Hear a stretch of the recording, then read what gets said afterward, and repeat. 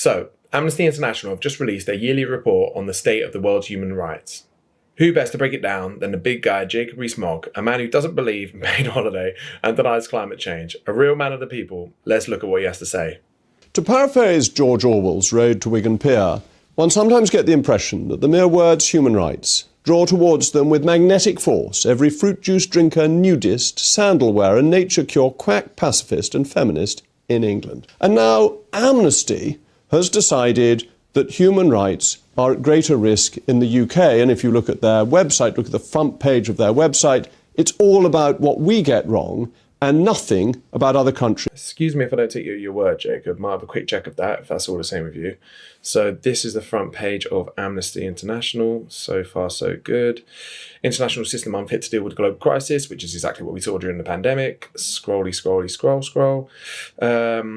We campaign for world human rights. Okay, seems pretty reasonable. I'm sure we're just about to get to the bit about the UK being worse than everyone else. Okay, so there's an article about France, Thailand, Uganda, Israel, a piece about the state of global warming, and yeah, that seems to be it. So, right, he's just lied then.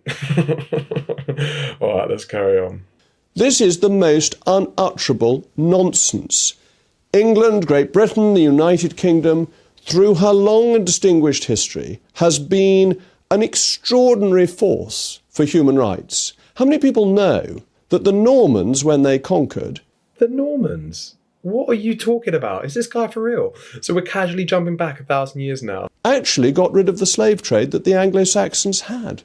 In 1215, with Magna Carta, we introduced the principle of trial by jury, the freedom of the church. The church in England shall be free, is the first opening clause of the Magna Carta. The Act of Tallage in 1297 that means that taxation must be approved by Parliament. This is a quite extraordinary act. In other countries, it's inconceivable that tax shouldn't be at the whim, at the will of the monarch. The whim or the will of the monarch? First of all, we have a monarch, and there's very few absolute monarchies left. They make up a tiny part of the world. It's just a red herring.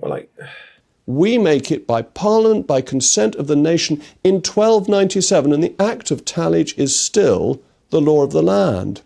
Oh, right, the law of the land, except for if you're a member of the monarchy, you know, the one that you didn't mention, then the rules don't count, I guess.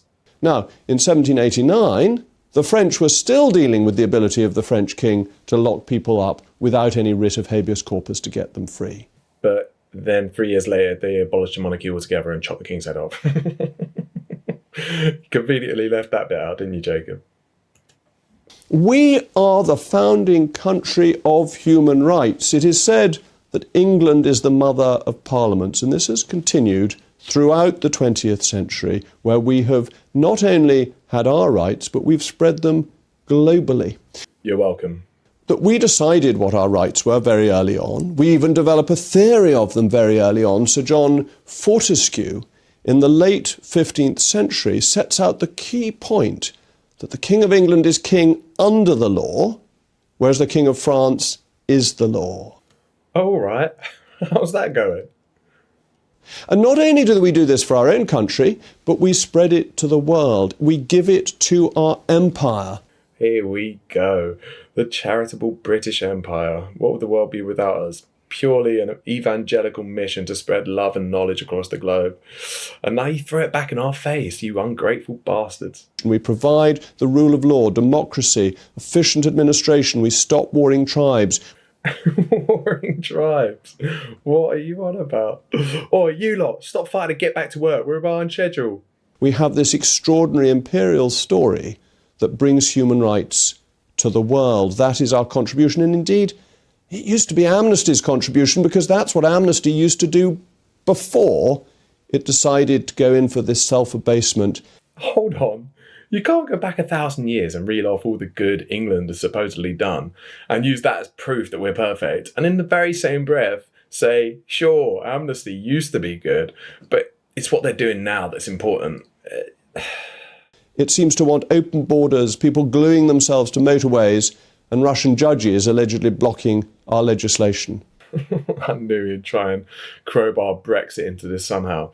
Also, while we're talking about Russians, Somerset Capital, Mogg's investment firm that uses tax havens, but that's another story, directly profited from a £60 million investment from a Russian bank, actually the biggest bank in Russia, that was under EU sanctions since 2014 after Vladimir Putin's invasion of Crimea.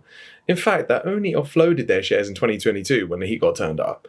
But it's okay when it's profitable, right, Jacob? Pot, kettle black. Yeah, let's go on. We asked Amnesty if they'd like to defend themselves. They employ 2,500 people. That's what your money is used for. Large employment scheme at Amnesty. Not one of them could come on defend why they criticise the UK more than they criticise China, the communist, totalitarian Chinese. Right, now we're through the propaganda. Let's see if what Jacob's saying holds any water at all. Let's see if they're harsher on the UK than China. So basically what they do is they do an A through Z inventory and go through every single country, and it gives you a rundown of their human rights. This is the UK. Legislation was passed or tabled that seriously undermined human rights, including replacing the UK's primary human rights protection instrument and attacks on the right to freedom of assembly and expression and to asylum. Further proposals were launched that would provide impunity or grave human rights violations. Effective access to sexual and reproductive support remained inconsistent across the UK. So basically, we're not perfect. The government is passing laws to undermine human rights, and they're doing it right now. We should be aware. And there's stuff to work on. But you'd expect that, right? Like, what are they going to say? The UK is perfect. The Magna Carta. Of course, they're not going to talk about the Magna Carta. Right, this is China. Let's see if it's all sunshine and roses. Severe COVID-19 restrictions in some cases undermine the right to health and adequate food. The government continued to stifle criticism of its policies and actions and discussions of topics considered sensitive through increasingly pervasive online censorship. Government critics, human rights defenders, pro-democracy activists, and religious leaders and practitioners were among those subjected to arbitrary arrest and detention. Systematic repression of ethnic minorities in Xinjiang and Tibet continued. Authorities attempted to prevent the publication of an OHCHR report documenting potential crimes against humanity and other international crimes in Xinjiang. It goes on. Women continue to endure sexual violence and harassment and other violations of their rights. The Hong Kong government continued its crackdown against the pro-democracy movements. Journalists, broadcasters, and book publishers were among those prosecuted and imprisoned under the national security law and other repressive legislation, while civil society organisations, both in Hong Kong and abroad, faced criminal charges of harassment for legitimate activities. Despite some positive policy commitments, including the increased use of renewables, China's CO2 reduction targets were rated as highly insufficient and coal production increased. So what the hell is Jacob blabbering on about? It's pretty damning in its view of China. They certainly aren't the teacher's pet. Just more lies from an MP and now broadcaster who knows better. Jacob Rees-Mogg, we love you, don't ever change.